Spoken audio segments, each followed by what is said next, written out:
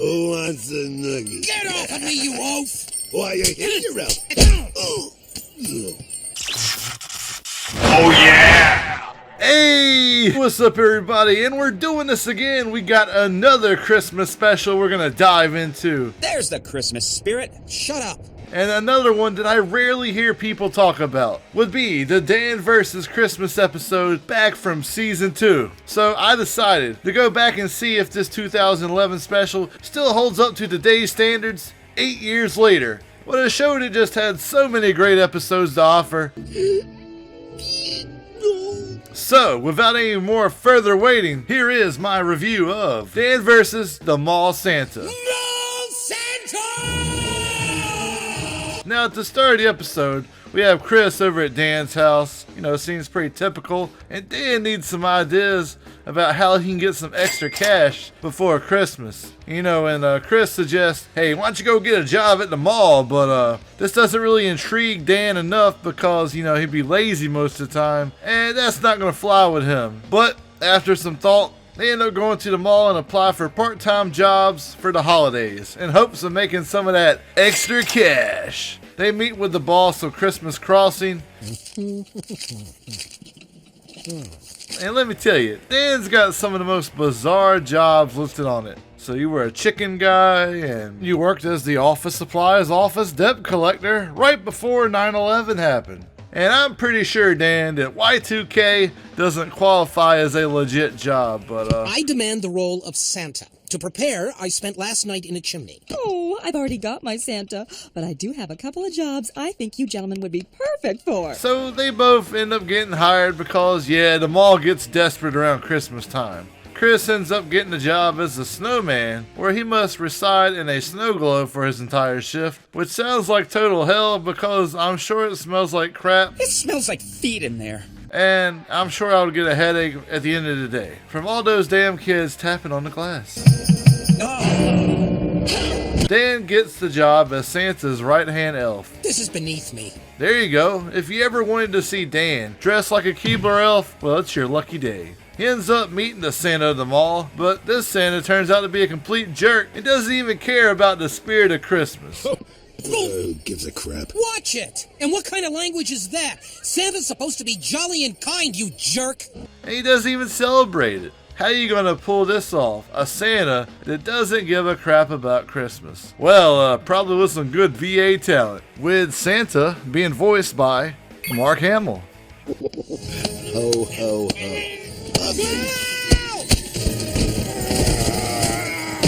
The Joker himself, cause Dan vs. got to be getting that top tier VA talent for the holidays. Which, to be fair, the show always did pretty well, casting really talented people for the voice roles. And let's just say, he plays a really funny, harsh, rude jerk of a Santa. Oh, excuse me, Stinky. Much less annoying than this guy in this movie. Thank you, Mark Hamill. And the interactions between Dan and him are just really what makes this special work. Dan ends up bitter that he didn't get casted as the role of Mall Santa the whole episode, so he tries to get back at the Mark Hamill Santa because, yeah, this guy's a jerk, and there's one thing Dan can't stand is a jerk. Even though he wears a t-shirt that says jerk on it, can't stand him. That's not true! And not even for the sake of Christmas, nah, this guy's going down. I'll call you back. Dancing Shadow, we have a priority alpha advisory for you. Talk to me. Now, the side story has Elise on a spy mission trying to track down an assassin who goes by the Snowman. So, you know, she has her spy stuff going on the side in this episode. Elise shows up at the mall and Chris does whatever he can to keep it a secret that he's working undercover as a snowman to try to make some of that extra cash. The part when he tries to follow her and find out what she bought him for Christmas, I did find was kind of funny though.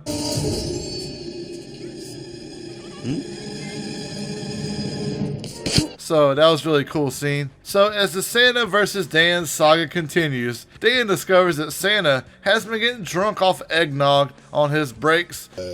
No. You, sir, reek of eggnog! And that's just more of a reason that he must do whatever he can to take this dude down. He tries to start a fight with Santa. Were you trying to hurt Santa? But he ends up getting his butt handed to him Cause yeah, Christmas. Dude, he's like 6'2". Of course he's gonna beat your ass. Come on, Dan, you smarter than this. Kinda, maybe. They all end up getting in trouble, and you just really gotta love how angry their boss gets. Yeah, I'm pretty sure he started it. Perjury! He was...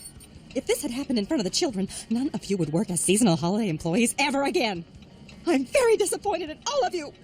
Ma'am, I wasn't involved. You were a full minute late coming back from lunch. You're the worst of the lot. Yeah, Chris, you and being a whole minute late from your break, that's just terrible. Man, who do you think you are? So later that night at Dan's house, he reveals he stole a ton of candy canes because, hey, he's a jerk, why not? Which involves his ingenious plan and includes turning a bunch of candy canes into deadly weapons. Yeah, we'll see how that goes. You lick it. Like this. We see Elise nearly dodge Chris, find out about her secret identity as a spy. And you know, we get some funny scenes between the two of them. Stay low. Elise, what are you doing? So yeah, those interactions are always awkward, and that's what makes them that much funnier to me. Dan Versus will be right back on the Hub. So you want more Dan Versus? Yeah. You can't get enough, you say? If so, if you're a big fan of the show, be sure to check out the site danversus.freeforums.net, where you can find all your Dan Versus cool related stuff all in one place, where you can discuss, share art, interact, and just hang out with other people who are big fans of Dan Versus as well. What could be better? There is also a Discord channel I would highly recommend. If you're a fan, hey, go join it. I'll put the links down below, and be sure to tell them Cory sent you. So yeah, now back to the video. The next day comes and Dan works more on his plans to take down Santa once and for all.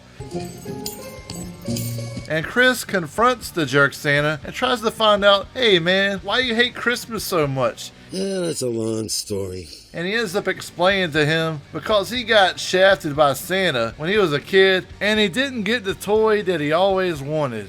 Aw, man. And it seems like you've made an odd career choice. This isn't my career.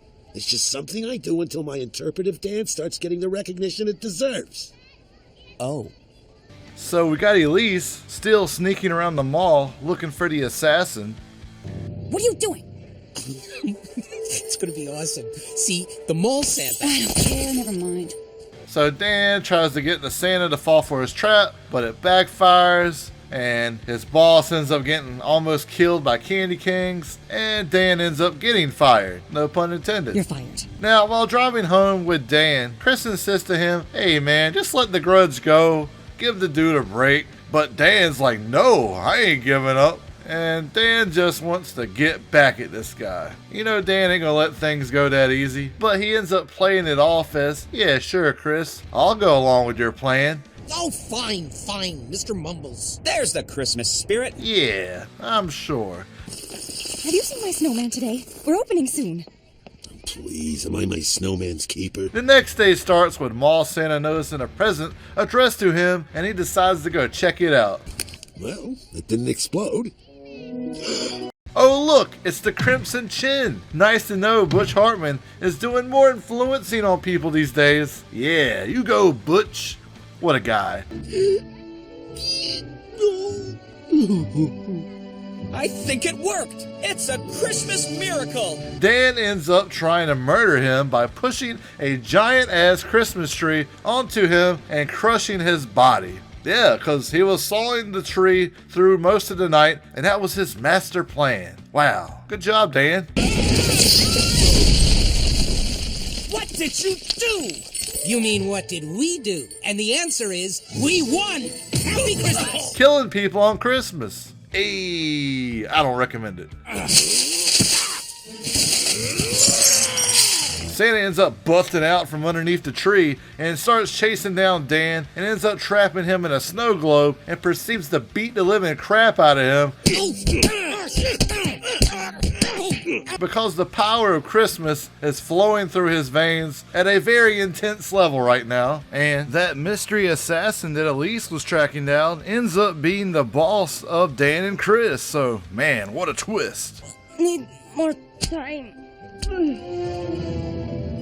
And the mall Santa ends up getting fired for beating the crap out of Dan, and you know what that means. Christmas Crossing ends up making Dan their new mall Santa. All is right in the world. Oh, this kid smells like pee. Now the episode ends on Dan back at his house with the snow globe. We can pretty much assume he stole to give to his cat as a present. Yeah, 'cause stealing and Christmas just go hand in hand. Happy Christmas, Mr. Mumbles. I hope you like your present. So, like I said, not the greatest that the Dan vs. series has to offer, but I really think this episode was really funny and entertaining. It really just shows you that when you have a show with a lot of likable and somewhat relatable characters, it can all work out. From Mark Hamill playing a really cool, rude, jerky Santa, to Dan going over the top trying to murder people before Christmas, and just some wacky and crazy shenanigans thrown throughout the episode just makes it that much more fun to watch. Let me know what you people think of this episode. Was it good, bad, meh, or whatever? Be sure to ring that notification bell so you can be notified with more videos. I think that'll be pretty cool. Drop a like or whatever, and I'll see you next time. Happy holidays, people. Cory out. Peace.